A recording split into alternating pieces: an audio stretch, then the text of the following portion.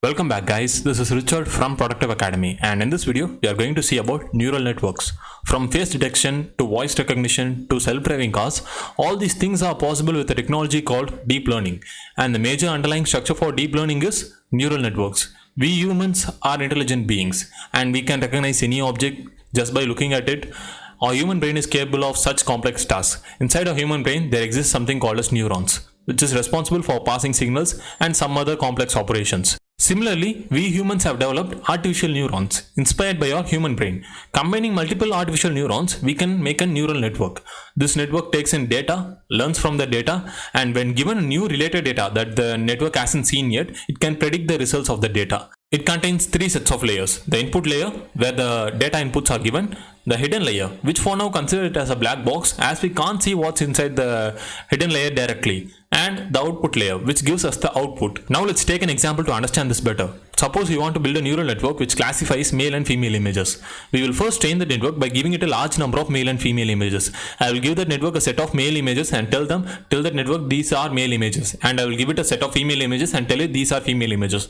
The network will first look at the images and first it will classify it wrongly. Then what will happen is a feedback will be sent back to the network telling that it classified that image wrongly, and then it will correct its classification by changing some parameters. The lines that you see that connects the neurons from one layer to the other are called as weights. These weights will be changed if it predicted a particular picture wrongly. Don't worry about the learning process of a neural network. I'll explain the learning process of a neural network in detail in a separate video. Now, once the network is trained, if a new image of a man that the network did not see was fed to the network, chances are certain neurons in the network will be activated and it will predict it correctly and give us the output as male. Similarly, if a new image of a woman is given, some other set of neurons will be activated and it will give us the result as female. Now, all of this can be a little overwhelming, so let's see how a single neuron works so that you can get a much more better understanding. Let's say that we have a single neuron. This single neuron can also be called as a perceptron. This neuron has three inputs, x1, x2 and x3, and three weights corresponding to that inputs, w1, w2 and w3. These weights will be allotted to the lines. The product of all these inputs and weights are taken and a bias is added to it. Bias is just a real number which will be trained during the learning process as well. Now, the sigmoid of these results are taken. What is a sigmoid though? Sigmoid is a function which takes any number as the input, and if the number is a positive number, it returns a value between 0.5 and 1. If the number is a negative number, it returns a value between 0 and 0.5. It just makes the output get into a probability between 1 and 0. So this is the working of a single neuron. Multiple neurons like this make a neural network. The information might look a little bit overwhelming, but the three things you have to remember about a single neuron or a perceptron is: 1. All the inputs and weights are taken.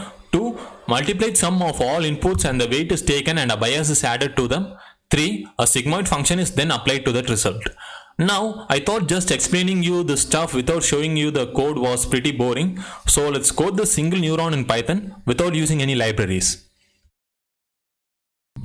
So now I'm going to code a single neuron from scratch using Python, and I'm not going to use any third-party libraries. If I used any third-party libraries like TensorFlow or Scikit-learn, this process would be much more easier, but I'm not going to do it because I want you to show how those things actually work in a single neuron.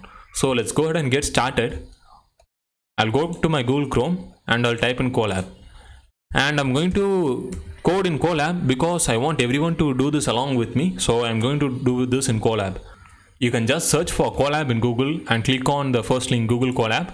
So those who didn't know about Google Colab is basically Google's supercomputer, and anyone with an internet can access the supercomputer. If you had a phone or a laptop, you can access a part of the supercomputer. And we can run Python code in the supercomputer. This supercomputer was developed for machine learning and deep learning purposes. Therefore, we can run our Python code in the supercomputer. So once you click on that link, click on New Notebook. And once your notebook is loaded, click on Connect. As you can see, my notebook is now connected and it has a RAM of 12.72 GB dedicated by Google Supercomputer and a hard disk space of 1.7 GB. So let's go ahead and get started with the code. Now, as I said, there are three steps. Now we are going to do the first step, that is gathering the inputs. So I'm going to define three inputs. Those are 1.2, and I'm giving these inputs randomly. You can choose your own inputs. 2.3, 1.5. So I'm giving three inputs and As I'm having 3 inputs, I'm going to give in 3 weights. And I'm going to define my weights randomly too. So you can give your own too. I'll say 2.4, 3.5 and 2.1. Alright. Now I will give a bias. And I will call my bias 4. Alright. So I have defined my inputs, weights and biases. Now I need to get the multiplicated sum of both my inputs and weights and add a bias behind it. So I'll add another code block. Here I'll say total and here I'll say inputs of 0. So I'm getting my 0th input, which is 1.2, and I'm multiplying my 0th input by my 0th weight. Weights 0. So I'm multiplying 1.2 by 2.4. Next, I'm going to add this and then I'll just copy this part. Copy and paste this part. I'll copy this, paste it. Alright. Then I'm going to multiply my first input with my first weight and second input with my second weight. And then I'm going to add my bias at last. Done. So we took and multiplicated sum of our weights and inputs and added a bias at the end. Now let's print the result. Print the total. Print total. And let's see what are we getting. So the total is 18.08. Now we need to apply a sigmoid function to it. If you remember, what a sigmoid function does is, if you give a positive number to a sigmoid function, it makes that positive number go to a value between 0.5 and 1. And if you give a negative number to it, it makes that value go between 0.5 and 0. So let's go ahead and define our sigmoid function. I'll put in a new code block and here I'll say import math. So I'm going to use a library called math, which is not a third-party library, it is an inbuilt library. So I'm going to use this library to create my sigmoid function. So let's go ahead and create that. I'll just say output, which is my sigmoid function obviously, and here I'll say 1 divided by, open bracket, 1 plus math dot exponential minus total.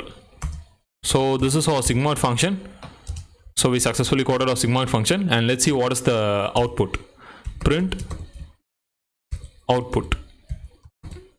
So we are giving in a positive number. So we should get a number between 0.5 and 1. So let's see what is our output. So let's go ahead and run this. So we are getting 0.99. So we successfully implemented our single neuron. So this is the total working of a single neuron, and many neurons like this makes a neural network.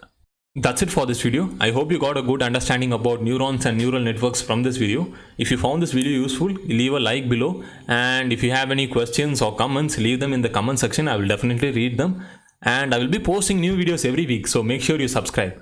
I'll see you in the next video. Bye.